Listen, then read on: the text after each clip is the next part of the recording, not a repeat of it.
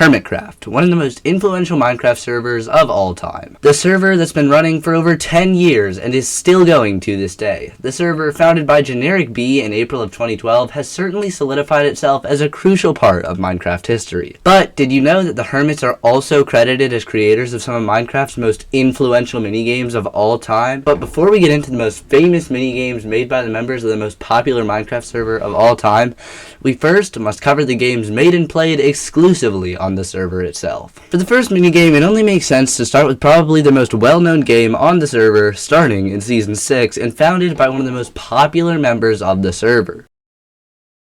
That's right, one of the most infamous games on the Hermitcraft server is Tag from Season 6, and its spin-off game, aptly named Tag 2 Electric Boogaloo.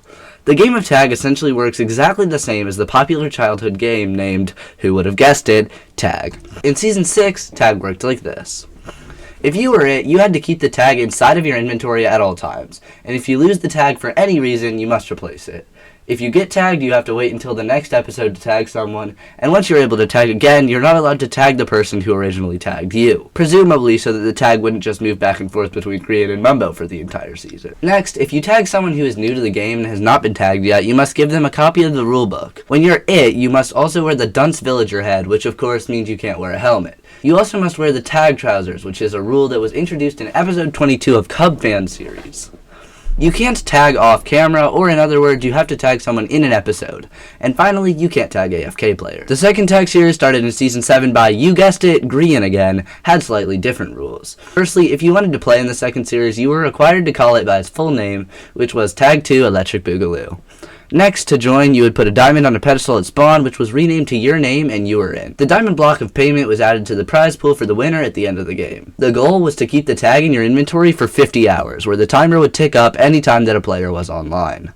The tag could be retrieved by any means necessary, which meant that PvP was on the table. At the end of the game, the winner was Azuma, and he won a diamond block for each player.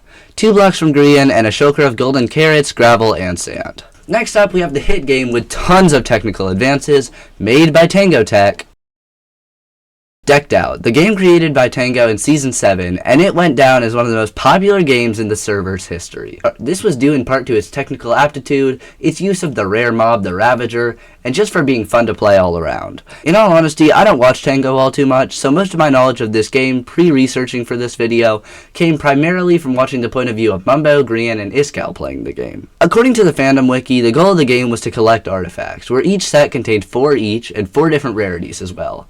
The rarities were common, uncommon, rare, and unique. Each full set of artifacts give the players 1 point.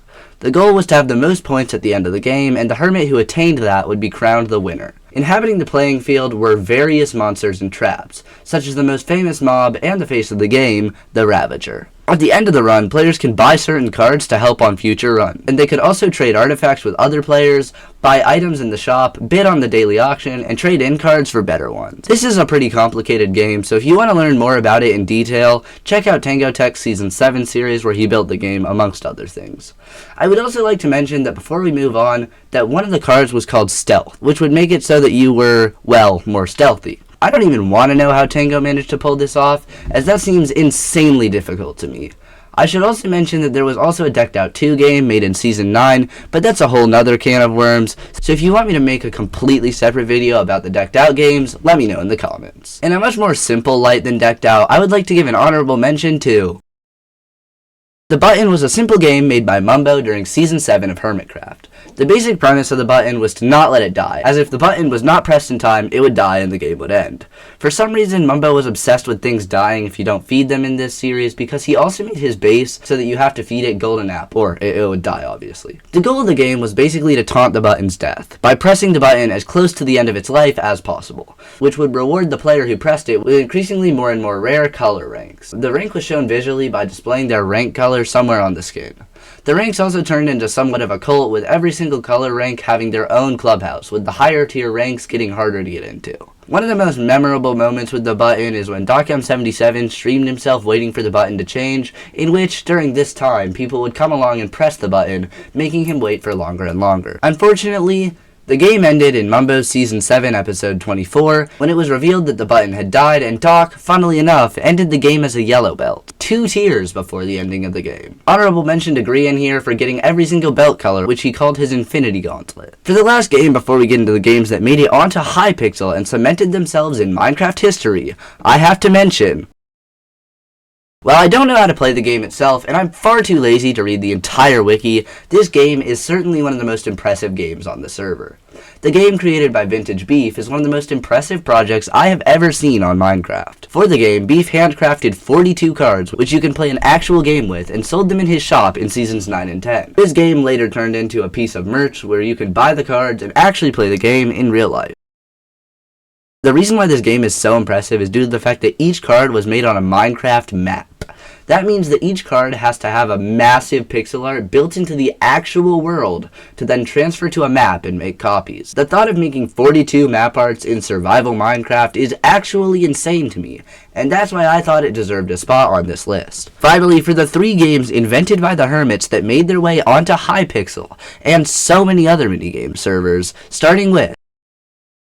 That's right, the hit game TNT Run is commonly associated with being invented by Grian. I highly doubt that you knew that, and it surely is a fun fact. I would assume that if you clicked on this video, you know how to play TNT Run, but in case you don't, the game consists of running around on a platform of sand with TNT under it, and not stopping. It has basically the same function as the game Hexagon from Fall Guys, and it was probably a source of inspiration to the creation of the game. The game was invented when Grian discovered a trick using Minecraft pressure plates. He basically realized that you could make a stack of TNT with a sand on top and a pressure plate on top of that. And when you stepped on the pressure plate, the sand would fall. Make a massive sheet of blocks using this method and you have yourself a minigame. Next, another game invented by Vintage Beef. That's right, UHC was invented by Vintage Beef, which is something I highly doubt that any of you knew. UHC, also known as Ultra Hardcore Mode, was invented by Beef. He made a mod to disable natural health regeneration, which meant that in order to regenerate health, players had to eat healing food like golden apples and suspicious stew made with the regeneration recipe. The game was so popular, it was eventually adopted by the biggest Minecraft server in the world, Hypixel, and eventually Mojang themselves even added a UHC option into the base game. Now, this game was absolutely massive, but arguably even more popular was the game... With his first appearance on this list, Zuma comes in insanely strong as the inventor of Minecraft's most popular game, and ironically a really popular counterfeit game on Roblox, Bed Wars. The gameplay centers around breaking other players' beds, which will cause any death to become permanent. Players must bridge over the void in order to attain crucial items to upgrade their character and bed defense. This game was adopted by the Hypixel server and into the face of Minecraft Minigames. So, the Hermits are credited with some of the most influential minigames in Minecraft history, not to mention their places on the biggest Minecraft server of all time, and additional input to the base game, such as Cub suggesting the addition of the Elytra. If you have any additional thoughts on any minigames I missed, please let me know down in the comments. I keep forgetting to mention this, but I do have a Discord server, which the link is in the description, and that is all for this video. If you want to watch a video about the Minecraft modder that broke YouTube, there's a video on screen now, and if you're looking for more of a Hermitcraft themed video, there's also a video about why Mumbo Jumbo won the sub race against Grian. Subscribe so you don't miss another video, and I hope to see you again somewhere else on the internet. And goodbye.